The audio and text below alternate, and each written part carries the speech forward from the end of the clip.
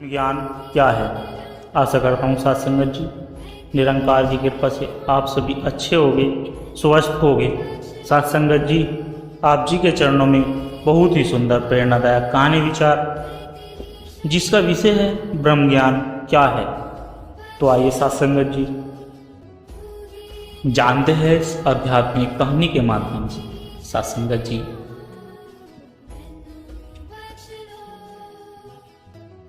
क्या आपने कभी सोचा है कि जीवन का वास्तविक उद्देश्य क्या है? हम किस दिशा में जा रहे हैं और किसे पाने की तलाश में हैं? क्या यह शरीर ही सब कुछ है या इसके पार भी कोई सत्य है? साथ संगत जी, आज की इस प्रेरणादायक कथा में हम जानेंगे कि ब्रह्म ज्ञान क्या है और कैसे यह ज्ञान एक सामान्य मनुष्य को दिव्य बना देता है। आइए साथ संगत जी, एक ऐसे युवक की कहानी सुनते हैं जिसने जीवन की आपाधापी में खुद को खो दिया था, लेकिन फिर ब्रह्म ज्ञान ने उसकी आंखें खोल दी। गांव के एक छोटे से कोने में रहने वाला अर्जुन एक होशियार लेकिन हमेशा असंतुष्ट युवक था। उसके पास पढ़ाई, पैसा और प्रतिष्ठा तो थी, लेकिन आत्मिक शांति नहीं थी। रोज मंदिर में जाता, पूजा करता, मगर अंदर की बेचैनी कम नहीं होती थी। एक दिन उसने भगवान से गुस्से में कहा, क्या तुम वाकई हो या हम सब मूर्ति की पूजा करते हैं? वो सवाल उसे रात भर सोने नहीं देता था। अर्जुन शहर गया था एक प्रतियोगिता परीक्षा देने के लिए। वहां बस स्टैंड पर बैठे एक वर्द संत से उसकी मुलाकात होती है। संत उसे बस एक सवाल पूछते हैं कि क्या तुमने खुद को जाना है? अर्जुन हंसकर कहता है, मैं खुद को कैसे जानूंगा? मैं अर्जुन हूँ। संत मुस्कुराते हैं और कहते हैं, तू अर्जुन है, ये तेरा नाम है, पहचान नहीं। पहचान जाननी है तो ब्रह्म को जान। संत अर्जुन के पास में आने का निमंत्रण देते हैं। पहले तो अर्जुन को लगता है कि ये कोई धर्म का प्रचार होगा, पर जब वो जाता है उसे जीव माया और ब्रह्म के रहस्य बताए जाता है।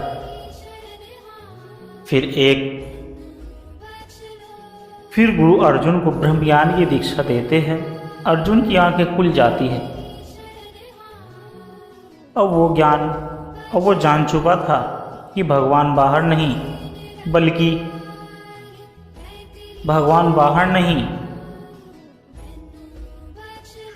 बल्कि उसके भीतर भी है।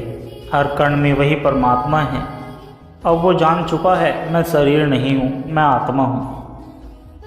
ब्रह्म ज्ञान अर्जुन के भीतर की आग को शांति में बदल देता है। वो अब लोगों की सेवा करता है, किसी से द्वेष नहीं करता और हर परिस्थिति में परमात्मा को याद करता है। घर, समाज, कामकाज, सब जगह वही आनंद का अनुभव करता है। अर्जुन अब सुबह खुद एक मार्गदर्शन बन चुका था। सुबह के युवा, गांव के युवा बूढ़े सब उससे प्रेरणा लेते और कहते, जो आत्मा को जान गया वह ब्रह्म को जान गया, और जिसने ब्रह्म को जान लिया उसके लिए कुछ भी अधूरा नहीं। अंत में अर्जुन वही शब्द दोहराता है जो कभी उस संत ने उसे कहे थे, खुद को जानो, ब्रह्म को जानो, तभी जीवन का सत्य पाओगे।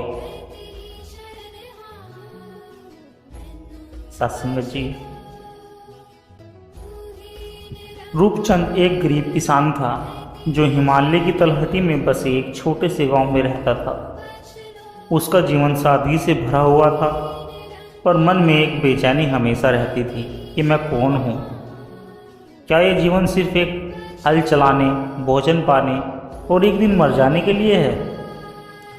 वह गांव के मंदिर में रोज जाता, पर उसे कभी संतोष नहीं मिलता। एक दिन उसने वहाँ के पुजारी से पूछा, पंडित जी, क्या भगवान को देखा जा सकता है? पंडित जी बोले, भगवान निरंकार है, देखे नहीं जा सकते, पर पूजा करते रहो, एक दिन मोक्ष मिलेगा। रूपचंद की बेचैनी और बढ़ गई। मैं मरने के बाद मोक्ष चाहता भी नहीं, मैं अभी जानना चाहता हूँ कि मैं कौन हूँ और भगवान कौन है। एक दिन एक साधु बाबा गांव से होकर गुजर रहे थे। रूपचंद ने उन्हें पकड़ लिया। बोला, बाबा कृपा करके भगवान बताइए कहाँ रहते हैं। बाबा ने मुस्कुराकर कहा, भगवान कहीं बाहर नहीं रहते, तेरे अंदर रहते हैं, पर जानने के लिए ब्रह्म ज्ञान चाहिए। रूपचंद जिद पकड़कर बैठ गया। मुझे ब्रह्म ज्ञान दीजिए बाबा, मैं तैयार हूँ, इससे पहले मैं आपको जाने नहीं दूंगा। बाबा बोले, ब्रह्म ज्ञान कोई किताब नहीं जिसे पढ़ा जाए या अनुभूति है, और उसके लिए पहले तेरा पात्र बनना जरूरी है। बाबा ने रूपचंद्र को 40 दिन की सेवा में लगा दिया। बिना सवाल किए सुबह से शाम तक आश्रम के कार्यों, खेती की सफाई, भंडारे में खाना बनाना, रोज 1 घंटे का ध्यान। 40वें दिन बाबा ने उसे एक चुटकी मुट्ठी दी और बोले, से भगवान, इसमें भगवान को देख। रूपचंद्र हंस पड़ा और बोला, बाबा ये क्या मजाक है। बाबा गंभीर हो गए। बोले, तू हर वस्तु को अलग अलग मानता है, इसलिए तुझे कुछ नहीं दिखता। मिट्टी क्या, तू खुद को भी नहीं जानता। ब्रह्मज्ञान यही है, जानना कि हर कण में वही चेतना है, वही परमात्मा है। बाबा ने आंखें बंद करने को कहा और ध्यान कराया। फिर धीरे धीरे से कहा, अब अपने भीतर देख, तू शरीर नहीं है, तू आत्मा है। आत्मा वही है जो ब्रह्म है। उस क्षण रूपचंद्र को ऐसा लगा जैसे उसके भीतर कुछ फट गया हो और वो रो पड़ा। उसे पहली बार लगा कि वह किसी छोटे जीवन का हिस्सा नहीं बल्कि विराट ब्रह्म का अंश है। रूपचंद जब वापस अपने गांव लौटा तो सबको लगा कि वो कोई और हो गया है। वही आदमी, वही घर, वही खेत, पर अब वह हर व्यक्ति में भगवान को देखने लगा। एक शराबी को देखकर उसने कहा, इसमें भी वही आत्मा है जो मुझ में है, बस माया ने इसे ढक लिया। एक झगड़ालू से उसने कहा, तू मुझे गाली नहीं दे रहा, तुझे अपने ही भीतर का अहंकार परेशान कर रहा है। उसने न किसी को उपदेश दिया, न धर्म की बात की, बस अपनी चेतना से लोगों को प्रभावित किया। गांव के लोग धीरे धीरे उसकी ओर खींचने लगे। रूपचंद अब खुद को भी एक मार्गदर्शन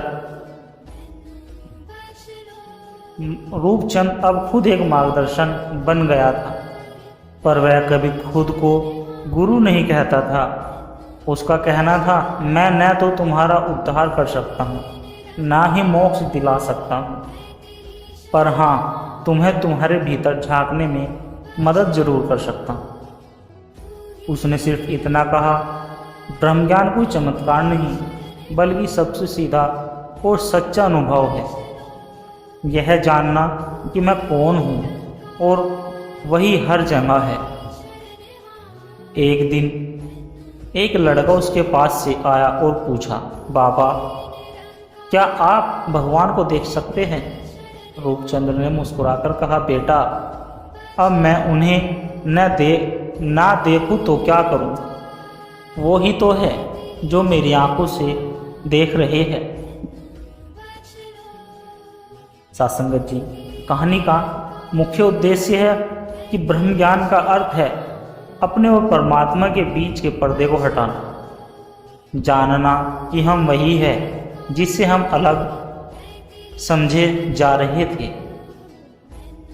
सत्संगत जी, राजपुर नामक नगर में एक प्रसिद्ध व्यापारी रहता था।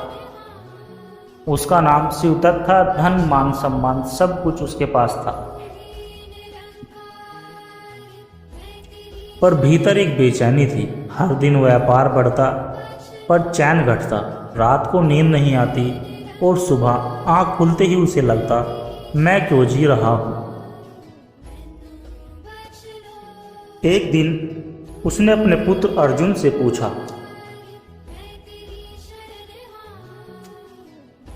बेटा क्या तुम कभी सोचते हो कि हम क्यों पैदा हुए हैं? अर्जुन हंसते हुए बोला, पिताजी ये सोचने का समय नहीं, कमाने का समय है। यह सब फालतू बातें सन्यासियों के लिए होती है। शिवदत्त चुप हो गया, पर उस रात उसने भगवान से प्रार्थना की कि हे प्रभु, हे ईश्वर, मुझे वो राह दिखा जो मुझे सच्ची शांति दे सके। कुछ दिन बाद नगर में एक सन्यासी आए। वे कुछ नहीं मांगते थे, ना चमत्कार दिखाते थे, बस चुपचाप एक पीपल के नीचे बैठते और आने जाने वालों को मौन से देखते। शिवदत्त किसी अदृश्य खिंचाव से उनके पास पहुंचा और पूछा, स्वामी जी मुझे शांति चाहिए, मुझे संन्यास लेना पड़ेगा क्या? स्वामी जी बोले, संन्यास वस्त्र से नहीं होता, दृष्टि से होता है। तू अभी संसार में रहकर भी मुक्त हो सकता है, पर पहले अपने भीतर की असल खोज शुरू कर। शिवदत्त ने संकल्प लिया और कहा, अब मैं खुद को खोजूंगा। शिवदत्त ने व्यवसाय अपने बेटों को सौंपा और एक छोटी कुटिया बनाकर एकांत में रहने लगा। हर सुबह उठता, नदी में स्नान करता और ध्यान करता। मन शांत होने लगा, विचारों की भीड़ छटने लगी। एक दिन ध्यान में उसने एक प्रश्न कोंदा कि क्या मैं आत्मा हूं या शरीर?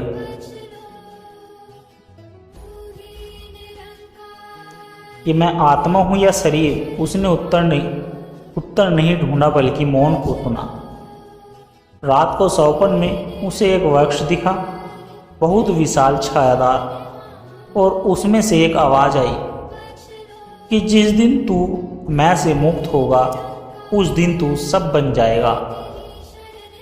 एक बार गांव में महामारी फैल गई। शिवदत्त सब छोड़कर पीड़ितों की सेवा करने लगा।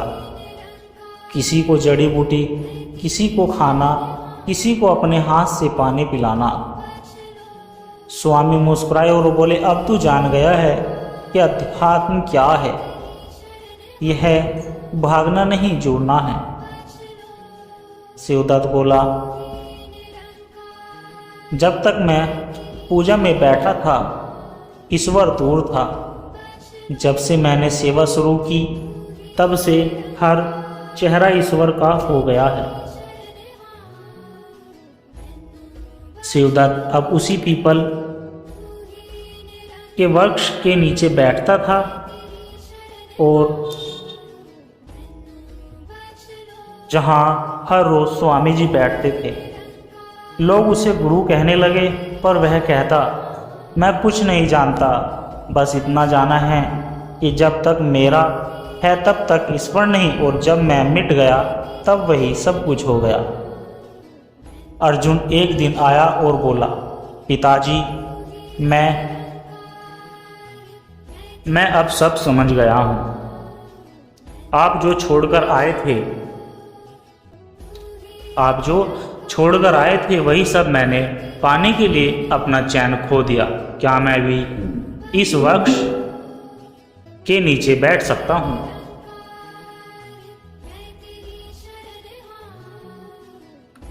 शिवदत्त ने मुस्कुराकर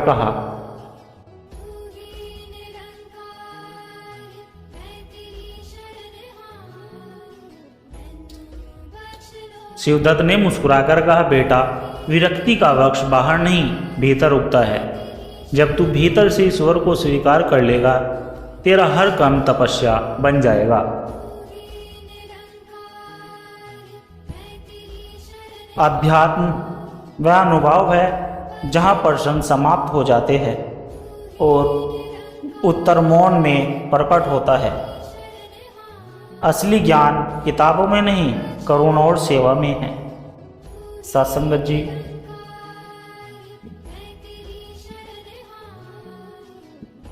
प्रेम की परीक्षा। गांव के किनारे बसे एक खेत में हरिदास नाम का एक किसान रहता था। वह बहुत ईमानदार, मेहनती और शांत स्वभाव का था, पर उसके भीतर एक खालीपन था, एक ऐसा पश्चाताप जो हर सुबह से झकझोर देता था। क्या मैं केवल अनाज उपजाने के लिए पैदा हुआ हूँ? क्या भगवान सच में है और क्या उनसे मिला जा सकता है? गांव के लोग उसे भोला कहते थे, क्योंकि वह मंदिर जाकर घंटों भगवान से बातें करता, जैसे कोई अपने प्रिय से करता है। वह कहता, हे प्रभु, एक बार आकर कह दो कि तुम हो, बस एक बार। एक शाम जब हरिदास अपने खेत में हल चला रहा था, तभी एक वृद्ध अजनबी वहां आया। उसकी आंखें शांत, चेहरे पर तेज और स्वर में करुणा थी। उसने पूछा, हरिदास, यदि मैं कहूं कि भगवान को देखा जा सकता है, तो क्या तुम अपनी सारी संपत्ति छोड़ दोगे? हरिदास ने बिना हिचक उत्तर दिया, अगर उनसे मिलना हो तो सब छोड़ दूंगा, खेत, घर, शरीर, जीवन, सब। अजनबी मुस्कुराया, तो चलो, परीक्षा शुरू होती है। अजनबी ने हरिदास को 3 काम करने को कहा। पहला आदेश, जाओ और गांव में अपने सबसे बड़े शत्रु को भोजन कराओ, जो ईश्वर को कराते हो। हरिदास को याद आया रतनलाल, जिसने उसके खिलाफ झूठी गवाही दी थी। फिर भी वह खाना बनाकर उसके घर गया और नम्रता से उसे भोजन कराया। दूसरा आदेश, मंदिर में जाकर अपने इष्ट की मूर्ति को तोड़ दो और कहो कि मैं अब तुम में नहीं, सब में देखना चाहता हूँ। यह काम सबसे कठिन था। मूर्ति वह नहीं थी, सिर्फ एक पत्थर। वह तो हरिदास की आत्मा का केंद्र था। पर फिर भी आंसुओं के साथ उसने कहा, हे प्रभु, अब मैं तुझे मिट्टी में नहीं, जीवन में खोजूंगा। तीसरा आदेश, जाओ और नदी के पास बैठकर 3 दिन तक किसी से बात न करो, सिर्फ खुद से बात करो। वहां 3 दिन बस हरिदास की आंखों से पर्दे हट गए। वह रोने लगा, अब मुझे दिखाई दे रहा है, हर कण में वही है और मैं ही उसे ढूंढ रहा था। तीसरी रात को वही अजनबी फिर आया, पर इस बार उसका शरीर नहीं बल्कि प्रकाश से बना था। हरिदास की आंखें बंद थी, पर भीतर सब कुछ खुल गया था। वह बोला, हरिदास, तूने सच्चा प्रेम किया, तुझे भगवान को देखना नहीं पड़ा, तुझे अनुभव हुआ, क्योंकि अब तू अलग नहीं रहा, तू ही वो बन गया जिसे तू खोज रहा था। यही ब्रह्म का साक्षात्कार है। हरिदास लौट आया, पर अब वह पहले जैसे नहीं था। न उसने कोई चमत्कार किया, न ज्ञान बांटा। बस उसकी मौन उपस्थिति में लोगों का हृदय बदलने लगा। रतनलाल उसके पास आया और रो पड़ा। बच्चे उसके साथ बैठकर घंटों मौन में रहते वृद्ध कहते, हरिदास, अब कोई आदमी नहीं, चलती फिरती शांति है। हरिदास एक दिन खड़ा होकर बोला, प्रभु को बाहर नहीं खोजो। जब तक अह है तब तक भगवान बाहर दिखते हैं। जब अह मिट जाए तब सब वहीं हो जाता है। सत्संग जी, असली अध्यात्म यह नहीं कि तुमने कितने शास्त्र पढ़े, बल्कि यह है कि तुमने कितना प्रेम किया। जब प्रेम बिना शर्त के होता है तो वही ब्रह्म प्रकट होता है। प्रभु को देखने की जरूरत नहीं, बस तुम स्वयं मिटते हो। जब तुम स्वयं मिटते हो तब ही तुम्हारे रूप में जगमगाता है। यही है ब्रह्म ज्ञान, यही है मुक्ति। सत्संगत जी, दास के द्वारा कहे गए प्रेरणादायक कहानी विचार आशा करता हूँ आप जी को अच्छे लगे होंगे। दास की आप जी के चरणों में विनती है कि वीडियो को लाइक करें, चैनल को सब्सक्राइब करें और कमेंट बॉक्स में धन निरंकार जी जरूर लिख दें और दास को आशीर्वाद दें कि हर रोज़ आप जी के चरणों में ऐसे ही प्रेरणादायक कहानी विचार लेकर आता रहूं। और सत्संगत जी, दास के चैनल सोना इंस्पायर विचार को सब्सक्राइब जरूर कर ले। सत्संगत जी प्यार से कहना, धन निरंकार जी।